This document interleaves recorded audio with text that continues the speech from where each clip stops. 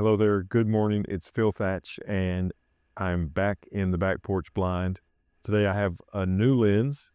As I've said in recent videos, I'm trying to round out my Nikon Z lens collection. And today I'm shooting with my tiny Nikon Z50 II. And the new lens is the Z100 to 400 f4.5 to 5.6, which is a great focal range for my back porch blind, where the birds will be only 10 or 11 feet from me. And especially with this crop sensor camera, I won't need more than 400. Now, with the 1.5 crop, it'll be like a 150 to 600 on full frame. Of course, it's only 20.9 megapixels, so there's that. It's crazy cold this morning. It's 18 degrees Fahrenheit, which I think for my Celsius viewers, that's somewhere between 7 and 8 degrees Celsius. Somewhere between -7 and 8 degrees Celsius. So it is crazy cold this morning. And I've got a heater out here, and I'm going to stay out here as long as I can, try to get some shots. The sun just rose just a few minutes ago, and I'm hoping the birds will show up soon. So look at that beautiful new 100 to 400 f4.5 to 5.6. Pretty excited about shooting with this S-line lens.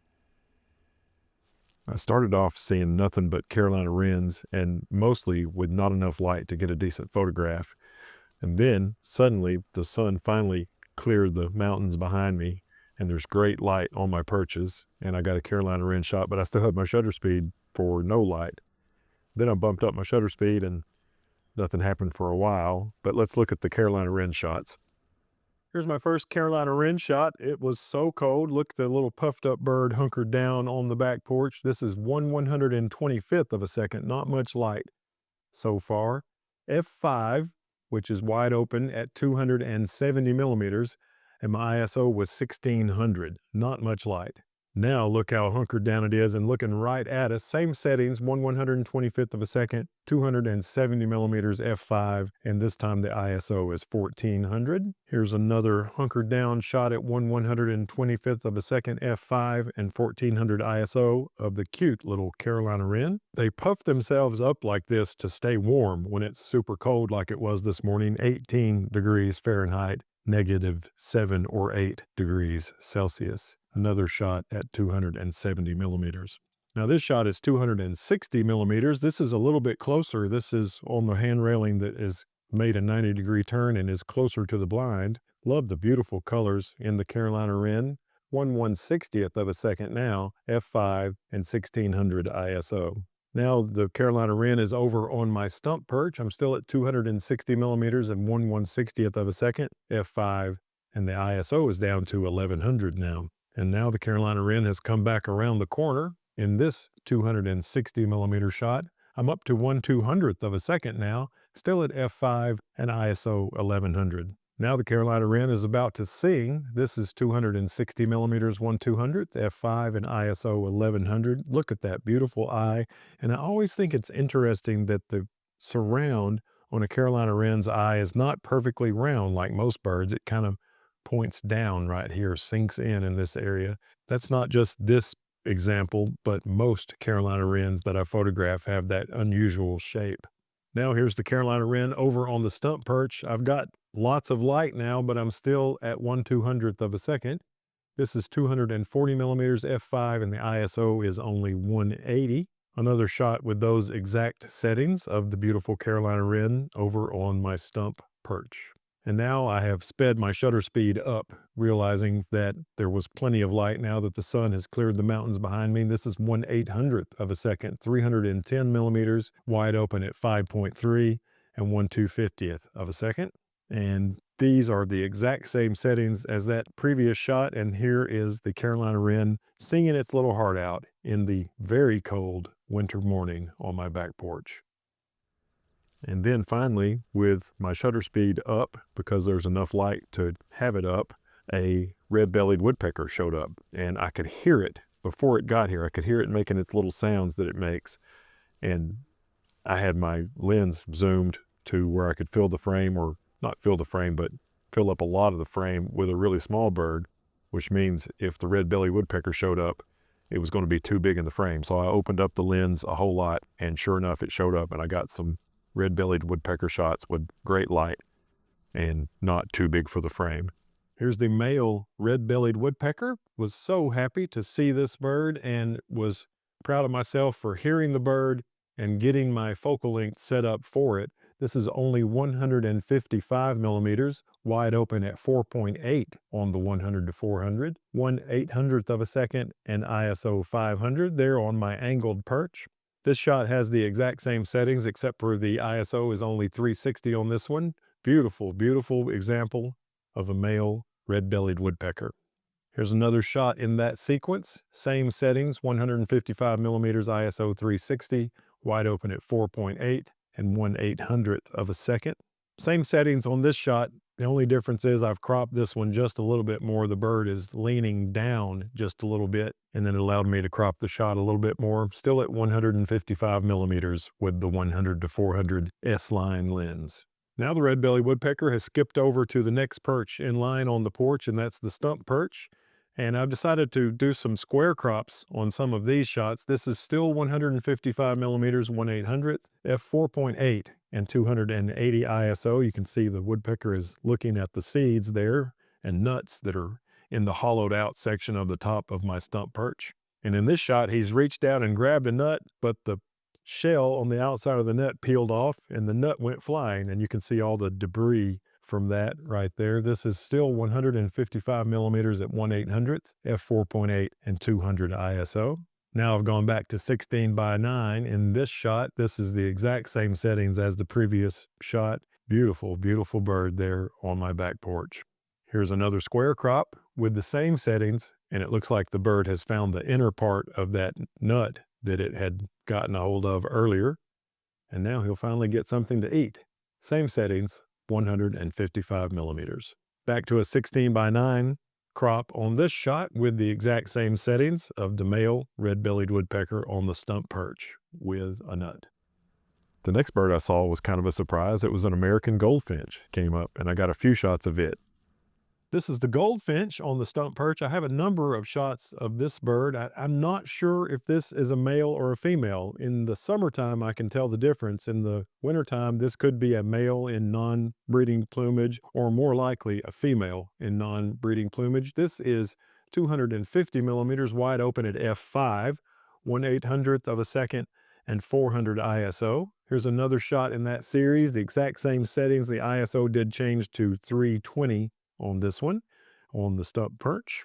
And another shot. I have lots of different poses in this series. This is the exact same setting, still 320 ISO on this 250 millimeter shot. Here's another shot of the beautiful goldfinch on the stump perch there on the back porch. Still the same settings, 250 millimeters with the wonderful 100 to 400 Z mount lens.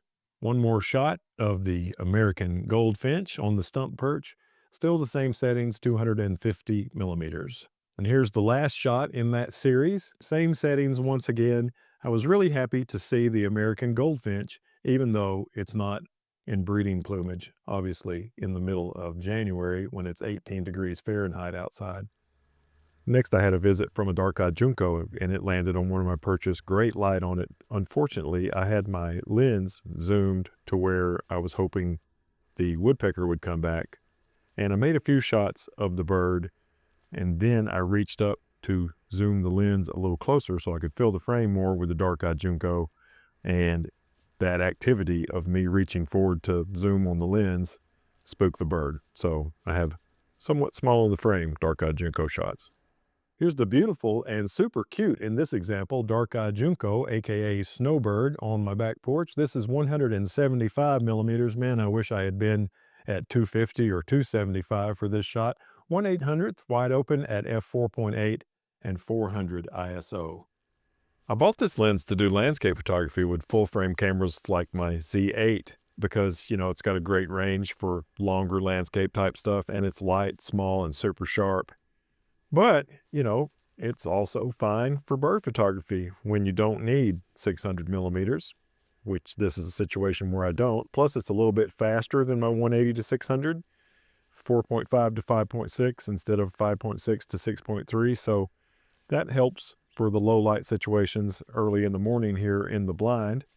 Another thing I bought this lens for is butterfly and skipper type photography. It has a better minimum focus distance and maximum magnification than my 100 to 500 Canon lens, and the 100 to 400 Canon lens is even better than the 100 to 500, and this is better than both of them. So I'm hoping to get some butterfly, skipper, maybe damselfly photography done when it gets a little warmer with this fantastic lens. I didn't mention this bird, although I knew I had made a few pictures of this. This is a chipping sparrow, very tiny little bird. This is 310 millimeters, 1/800th of a second, wide open at f5.3 and 400 ISO. Not really thrilled with the location with bird seeds in the shot, but you know what? I've got bird seeds in a lot of the shots in this video, so I decided to go ahead and share this with you because I thought it was extra sharp. I got some slightly more frame filling shots of the dark-eyed junco, but I don't think any of them are as good as the small in the frame shot. Here's the dark-eyed junco, and this shot is at 290 millimeters f5.3, 1/800th of a second, and 360 ISO. The dark-eyed junco has several different versions. Around here we have the slate version, but in this bright light you can still see a little bit of brown in its feathers that I thought was really pretty. Here's another shot of that same bird in that same sequence, 290 on the millimeters, 1/800th, f5.3 and 400 ISO, right there on my well-weathered hand railing on the back porch. Here's the last shot of the dark-eyed junco, still at 290 millimeters and wide open at f5.3, 1/800th of a second and 320 ISO. Just look how sharp this lens is. Holy smokes, that is razor sharp on the eye right there. And this is another example of being able to see some beautiful brown colors mixed in with the slate color of the dark-eyed junco or snowbird. I had a quick visit from the northern mockingbird. Here's the northern mockingbird on the stump perch. This is 195 millimeters, 1/800th of a second, wide open at f5 and ISO 160. Beautiful bird. I finally had a visit from the bird I see more than any other here on the back porch, and that's a house finch. A male came and stopped by for a moment, and the mockingbird stopped by again. Here's the male house finch on the stump perch. This is 250 millimeters. I'm up to 1/1000th of a second now. Wide open at f5 and 220 ISO. Really like the way this shot came out of the male house finch. And here is the northern mockingbird once again on the stump perch. This is 1/1000th of a second, 200 millimeters. Wide open at f5 and 180 ISO.